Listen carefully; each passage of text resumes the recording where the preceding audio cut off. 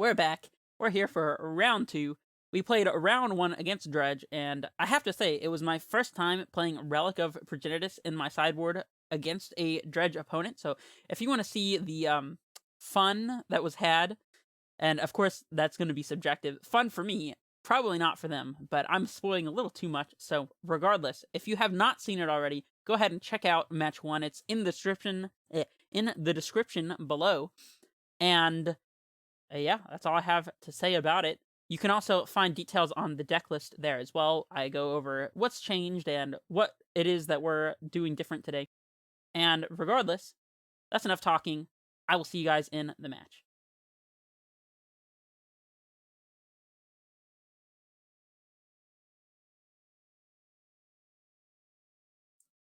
Alright, MCGO, I'm summoning my opponent now. Hey! Close enough. I'll take it.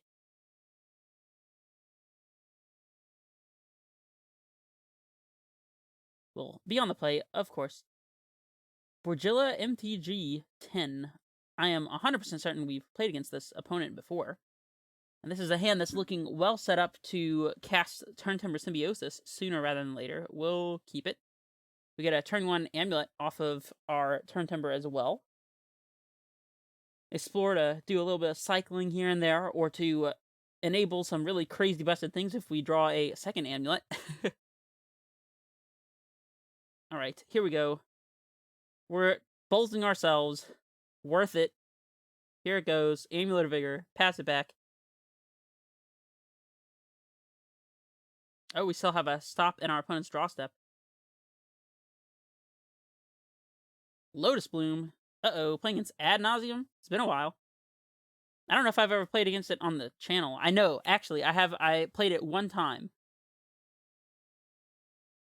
Pact of Negation. I mean, our hand's looking pretty crazily set up for the Ad Nauseam matchup here. Sadly, our second Azusa couldn't have been another Dryad. That would have been a little too good, right?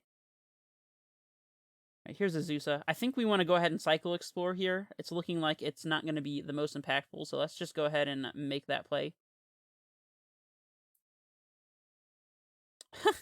It's looking like we're going to want to go ahead and Cycle Explore here. I mean, it's shaping up that it just won't be that impactful, so let's just go ahead and make that play. Another land is fine. It's fine. We'll bog our opponent for literally no reason and pass it back. Oh, wait. We get an additional land drop here. How could I have possibly missed our additional land drop? That's ridiculous. Alright, pass it back now. We can cast the old Symbiosis next turn. However, that'll be all or nothing. If we don't hit a Titan, we have no way to get to Titan mana after that. Kind of sketch, but second Amulet, huh? I mean, okay, yeah, sure. There it goes. Growth Chamber. Oh, wait, we gotta cut our yields here because we yielded to Amulet. So let's not get blown out by that. Let's just float a ton of mana, I guess, because, I mean, why not? Should have an additional land drop here, so let's just do this one more time for the heck of it. Here it goes. We're going nuts.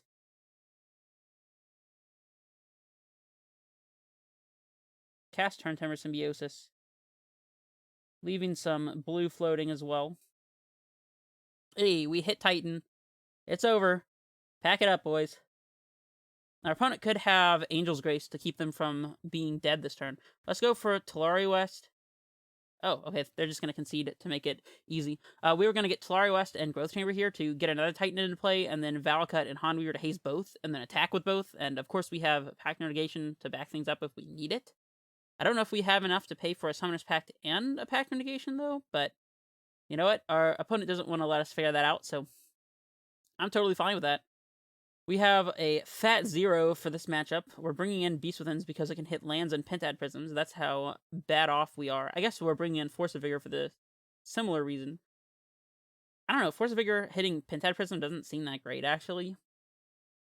To be honest, Beast Within doesn't seem that great either. It also does hit... Actually, all of these things also hit Phyrexian Unlife, which is not irrelevant. That's fine. Let's cut these Explorers, as they don't really do anything unless our opponent our opponent. What am I saying? They don't do anything unless we have a second Amulet of Vigor, and that's kind of Magical Christmas Land. I don't really want to rely on that.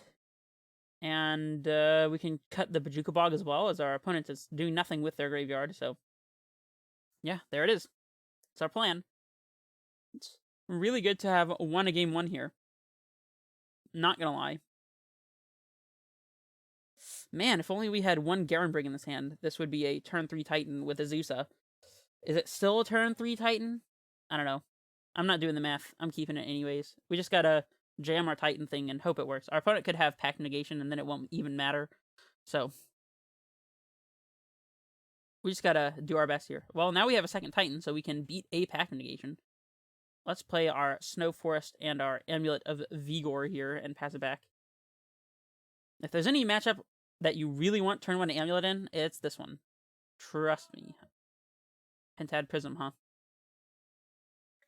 So if we pack for an Azusa and pick up the Forest, then we get to play Forest into Breeding Pool after and be able to pay for our Pact, and then we don't have the ability to cast a Titan. We could alternatively pick up Rot Farm and play 2 lands, and then we would die to our Pact trigger, so I guess we're just gonna wait on that one. Let's just chill. Let's get this Valakut in play, I suppose.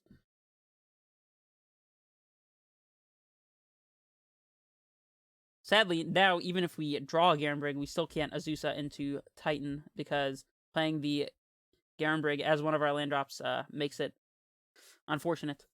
I don't remember if we brought in Rexage, but I suppose we could Rexage to blow up this Phyrexian Unlife. Let me go check the sideboard real quick.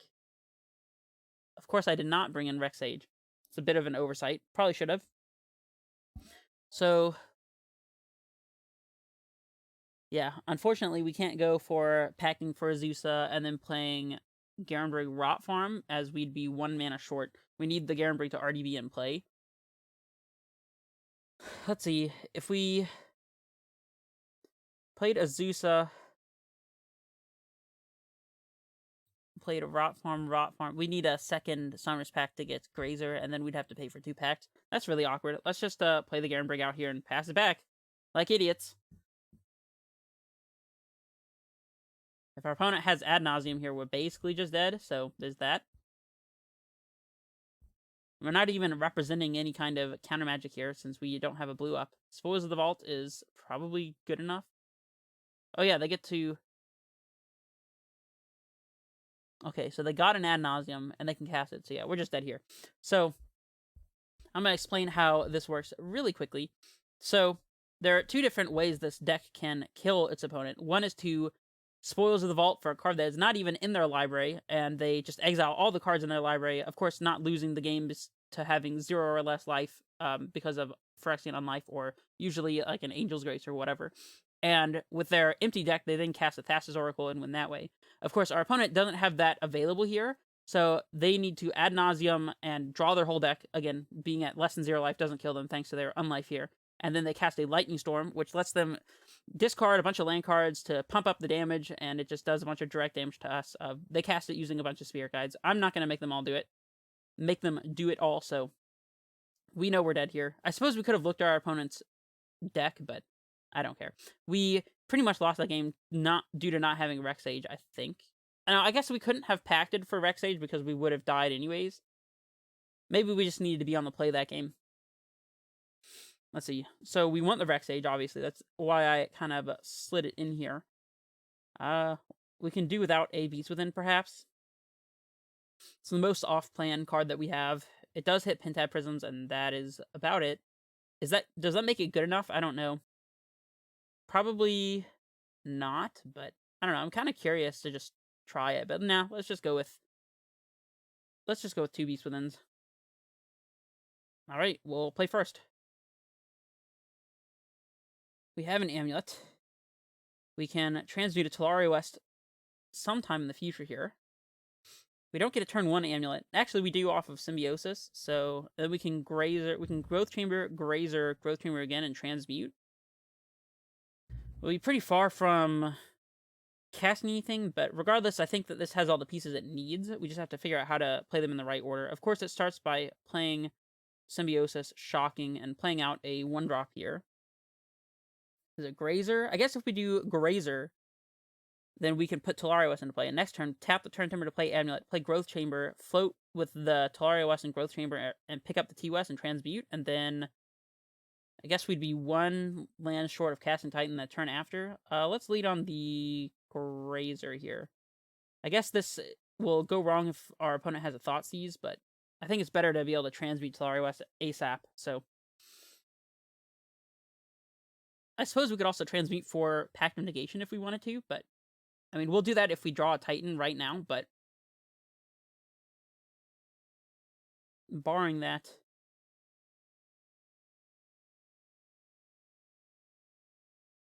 Okay, so there's our Titan. Unfortunately, it is a Summoner's Pact, so I suppose we could transmute for Cavern of Souls. It's a little slow, though. Here's the Amulet. I'm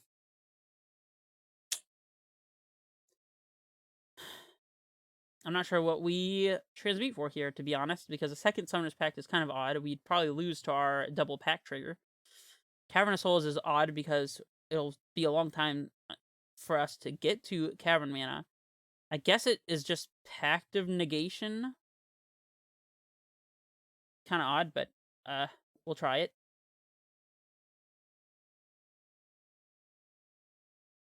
I suppose if we get Pact of Negation that does not play around a Thought Seize, we still have 2 turns until we get to cast Titan, unless we draw a Grazer off the top. Rough. Do we play around needing Pact of Negation or playing around Thought Seize? Dude, I don't know. Maybe if we had looked through our opponent's deck last game, we would have a more informed decision about this. Let's get Summoner's Pact, I think. It plays around Thoughtseize, and it also plays around our opponent having a Pact of Negation to answer our Titan, so swing with Arboreal Grazer for the hell of it. Assert dominance, you know. Our opponent's on the slow Temple draw here, which is nice for us, considering we were on the turn 1 Amulet plan.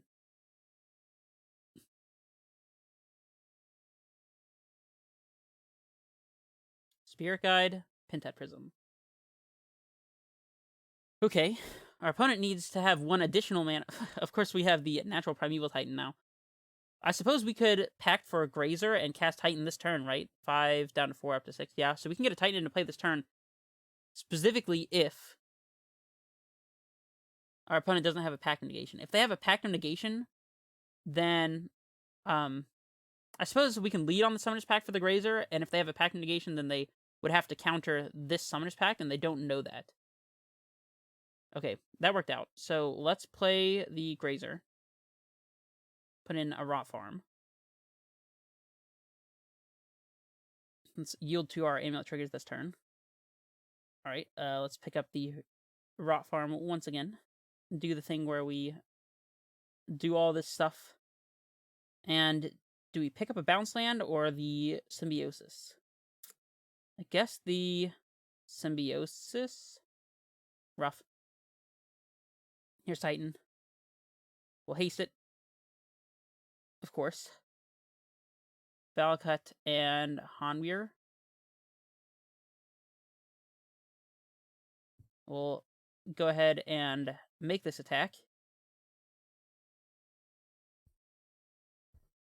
So now we gotta figure out what we're setting up.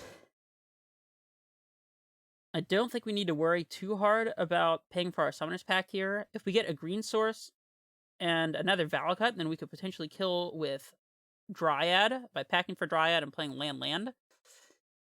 Of course, the second land being Symbiosis.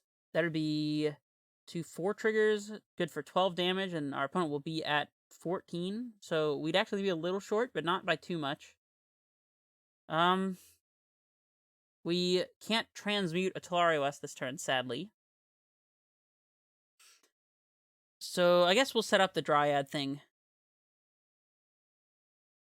Right, so Valakut and I guess we could pact for and play a Dryad this turn if we got a bounce land, but we'd have 1, 2, 3, 4, 5, 6, 7, 8.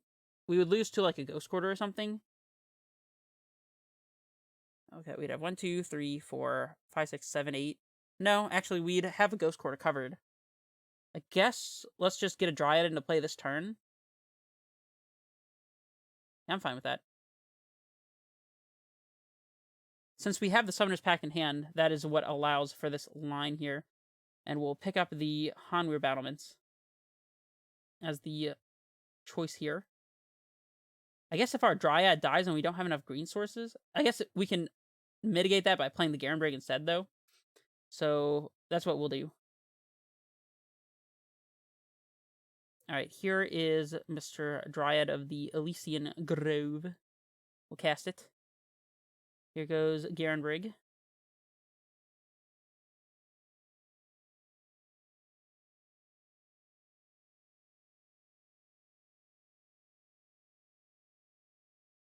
Do we have an additional land drop this turn? We might. We'll see. No, that was it. Okay. We'll pass it back. We have done our worst. We have our opponent dead to Titan attack and also to just playing 2 lands this upcoming turn, so...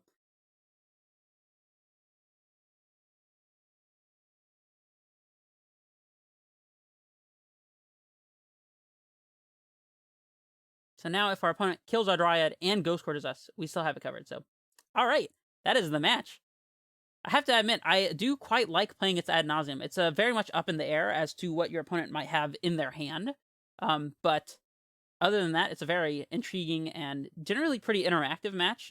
It just depends. Like, sometimes you're interacting a lot with their Pentad Prisms and other things like that if you have your Force of Vigors or your Beast Withins or whatnot. And sometimes you just do what happened there. But, of course, there's also the consideration for transmuting for pact mitigation and lines like that. So I always find it to be a very cerebral match, I guess is the better way to say it. Not really necessarily interactive, but very cerebral. Anyways, that was a pretty solid match. I hope that you agree. And if you do agree, if you gained any kind of information from this or any kind of enjoyment, entertainment, then go ahead and drop a like, subscribe, comment, all that good stuff. I read every single comment, and that's all I'm going to say about that. You know what to do. You know how YouTube works. Anyways, this is Redface Menace, signing off.